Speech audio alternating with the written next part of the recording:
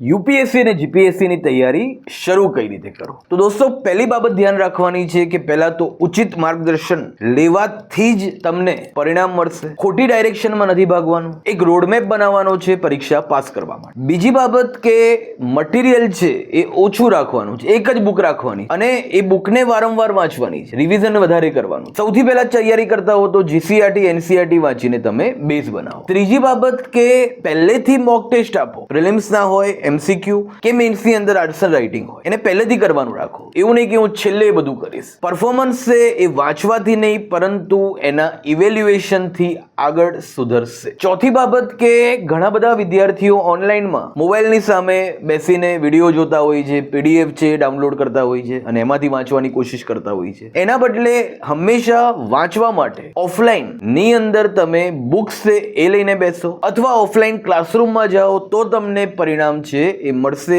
એવી સંભાવના વધુ છે. 17 ઓગસ્ટ 2026 થી પ્રાજસુ ફાઉન્ડેશનમાં પણ નવી બેચ શરૂ થઈ રહી છે, તો એની અંદર પણ તમે જોડાઓ. શરૂઆતમાં આવીને ઓરિએન્ટેશન લેક્ચર ની અંદર જ તમને પૂરતું માર્ગદર્શન છે એ મળી રહેશે. Thank you.